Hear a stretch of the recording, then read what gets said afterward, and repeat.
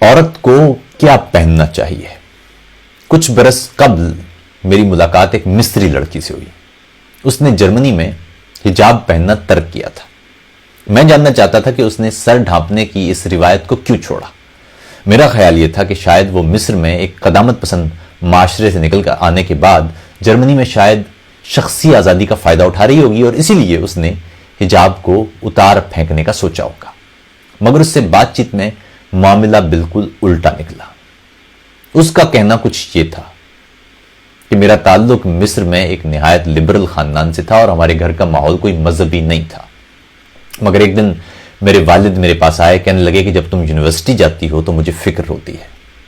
مصر میں حجاب نہ پہننے والی لڑکیوں پر گلی میں لوگ جملے کستے ہیں، بیہودہ الفاظ کا استعمال کرتے ہیں، ان کے بارے میں عجیب عجیب باتیں کی جاتی ہیں اور کبھی کبھی ان لڑکیوں پر حملے تک ہوتے ہیں۔ والد کی یہ پریشانی درست تھی، اس لیے میں نے نہ چاہتے ہوئے بھی حجاب لینا شروع کر دیا۔ میں جرمنی آئی تو مجھے یہاں کئی مواقع پر صرف حجاب پہننے پر امتیازی سلوک کا سامنا کرنا پڑا، خاص طور پر اس وقت جب ایک دن میں اپنی یونیورسٹی کی دوستوں کے ساتھ شاپنگ سینٹر میں گئی تو ساری لڑکیاں وہاں اندر چلی گئیں، مگر وہاں محافظ نے حجاب کی وجہ سے مجھے روک کر میری اور میرے پرس کی تلاشی لینا شروع کر دی۔ مجھے بہت دکھ ہوا اور عجیب سا ایک کم مائیگی کا احساس بھی۔ تو بات یہ ہے کہ حجاب نہ میں نے اپنی مرضی سے لینا شروع کیا تھا اور نہ اپنی مرضی سے اتارا۔ جب میں نہیں کرنا چاہتی تھی تو مجھے معاشرے نے حجاب کرنے پر مجبور کر دیا اور جب کرنا چاہتی تھی تو مجھے معاشرے کی وجہ سے اتارنا پڑ گیا۔ آسمہ جہانگیر کے انتقال اور پھر ویلنٹائنز ڈے جیسے مواقع پر ہمارے معاشرے میں پائی جانے والی دراڑیں بہت واضح ہو کر سامنے آ جاتی ہیں۔ ظاہر ہے دراڑیں موجود تو ہیں، مگر ان کا اظہار کبھی کبھی ایسے مواقع پر بڑا واضح ہو جاتا ہے۔ اس میں ایک بیانیہ خواتین کی آزادی اور لباس کا بھی تھا جو ان دنوں مجھے سوشل میڈیا پر یہاں وہاں دیکھنے کو ملا، پڑھنے کو ملا۔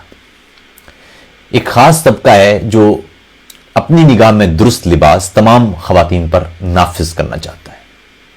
یورپ میں وہ طبقہ خواتین سے برقع چھیننا اور ہمارے معاشرے میں وہ طبقہ ان پر کپڑوں کے تھان پھینک کر اپنے نظریے اور روایات کی تسکین چاہتا ہے۔ ان دونوں طبقوں جو بظاہر ایک دوسرے کے خلاف مگر عملی طور پر ایک دوسرے سے مکمل ہم آہنگ ہیں کہ تمام افعال یہ بتاتے ہیں کہ عورت کوئی چیز ہے جس کے ساتھ برتاؤ شے کی ملکیت کی طرز کا ہوگا یا ہونا چاہیے۔ یورپ میں عمومی بیانیہ یہ ہے کہ مسلمان عورتوں کو برقع ان کے مرد یا مرد رشتہ دار زبردستی اوڑھا دیتے ہیں۔ یہ بیانیہ کسی حد تک درست بھی ہوگا، مگر اس بیانیے میں وہ خواتین جو اپنی مرضی سے برقع یا حجاب کرنا چاہتی ہیں پس کر رہ جاتی ہیں۔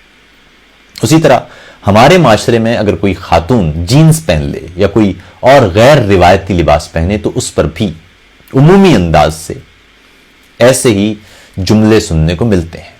یہ بدقسمتی ہے کہ انسانی تہذیب ارتقاء کے باوجود آج بھی عورت کو اپنے جیسا انسان سمجھنے سے قاصر ہے، اور اس سے بھی زیادہ گھناؤنا رویہ یہ طے کر لینا کہ عورت اپنے لباس کا فیصلہ خود نہیں کر سکتی۔ لباس کسی بھی انسان کا انتہائی ذاتی معاملہ ہے، وہ جو درست سمجھے وہ پہنے۔ انسانوں کا قد اور کردار لباس سے ناپنے کی بجائے ان کے علمی، عملی اور فکری افکار سے طے کیا جا سکتا ہے۔ گھناؤنا عمل یہ ہے کہ ایک معاشرہ جہاں ہماری بچیاں اسکول جاتی ہیں تو انہیں بیہودہ جملے سننے کو ملتے ہیں، یونیورسٹی جاتی ہیں تو انہیں گندی نظریں چیر پھاڑ کر رکھ دیتی ہیں، بس میں بیٹھتی ہیں تو نشستوں پر انگلیاں اور ہاتھ اگاتے ہیں۔ ایسے معاشرے میں بیہودہ جملوں، گندی نظروں، شہوت کی ماری انگلیوں اور ہاتھوں کو روکنے کی تدبیر کی بجائے عورتوں پر کپڑوں کے تھان پھینکنے سے کام نہیں چلتا۔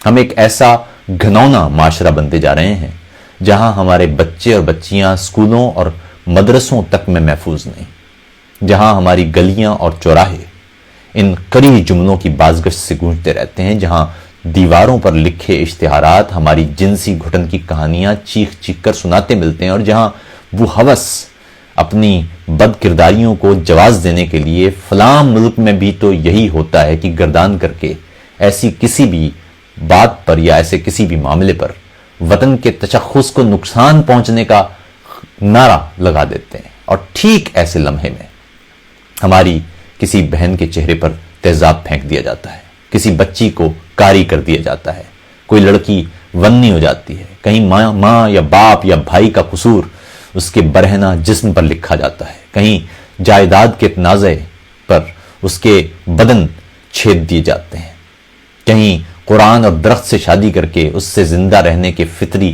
حقوق تک چھین لیے جاتے ہیں۔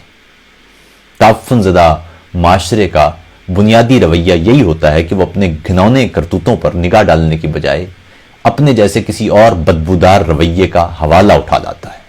یورپ میں کوئی روایت پسند تعفن زدہ ذہن برقع پوش خواتین کے لباس پر تنقید کرتے ہوئے حوالے کے طور پر یہ کہتا سنائی دیتا ہے کہ ان کے ملک میں بھی تو یہ بکنی نہیں پہننے دیتے، اور ویسے ہی کری ذہن کا ہمارے ہاں بھی ویسا ہی انسان، کوئی انسانیت دشمن کسی جینز پہننے والی عورت یا سر نہ ڈھانپنے والی کسی لڑکی کا تمسخر اڑانے کی دلیل کے طور پر کہے گا کہ فرانس میں بھی تو برقعے پر پابندی لگائی گئی ہے، ہم ان کا لباس کیوں یہاں پہننے دیں؟ اور تو تم طاقتور ہو اور طاقتور بنو، کسی مرد یا معاشرے کو یہ حق حاصل نہیں کہ وہ تمہارے لباس کا فیصلہ کرے۔ ان معاشرتی رویوں کو مسترد کرنا خود تمہارے اپنے ہاتھ میں ہے، اور اپنے لیے لباس کا انتخاب صرف اور صرف تمہارا ذاتی معاملہ ہے۔ تم انسان ہو اور تمہیں اپنے شعور سے خود فیصلہ کرنا ہے کہ تمہیں کیا پہننا درست لگتا ہے، کیا پہننا اچھا لگتا ہے۔ اور یہی وہ روایت ہے جو تمہیں اپنی بیٹیوں کو بھی منتقل کرنا ہے اور اپنے بیٹوں کو بھی۔ تمہاری بیٹیوں کو یہ معلوم ہونا چاہیے کہ لباس کا انتخاب ان کا ذاتی فعل اور حق ہے، اور تمہارے بیٹوں کو معلوم ہونا چاہیے کہ لباس کی بنا پر کسی عورت کی کردار کشی انتہائی گھنونا عمل ہے۔ تم جب تک باہنر اور تعلیم یافتہ اور معاشی طور پر خود مختار نہیں ہوگی، تمہیں اس امتیازی رویے کا سامنا رہے گا۔ اگر تمہیں کوئی یہ کہے کہ تمہارا مرتبہ بلند ہے، تو سمجھ لو کہ وہ فقط منافقانہ جھوٹ بول رہا ہے۔ تمہیں بلند درجے کی نہیں، برابری کی ضرورت ہے۔ تم کسی بھی آدمی سے کسی بھی میدان میں مقابلہ کر سکتی ہو۔ اس دنیا میں جسم میں پٹھوں کی زیادہ تعداد اور مضبوطی اگر کسی آدمی یا کسی مرد کے برتر ہونے کی علامت ہوتی، تو بندر اور شیر کے پٹھے مردوں سے کہیں زیادہ مضبوط اور مستحکم ہوتے ہیں۔ فقط علم، ہنر اور صلاحیتیں طے کرتی ہیں کہ معاشرے میں کسے کون سا مقام حاصل ہونا چاہیے۔ یہ دنیا آپ کی اتنی ہی ہے جتنی کسی مرد کی، اور آپ کی زندگی اور عمل پر صرف اور صرف آپ کو اختیار ہونا چاہیے۔ اپنے حقوق حاصل کرنا ہے تو اپنے حقوق کے لیے اٹھ کھڑی ہوں۔ مرد آپ کو برابری کی کبھی تھالی میں رکھ کر نہیں دیں گے، آپ کو خود پہلی صف میں کھڑے ہونا ہوگا، جنسی امتیاز کو خود مسترد کرنا ہوگا، بالکل ویسے ہی جیسے آپ نے عاصمہ جہانگیر کے جنازے میں کر کے دکھایا۔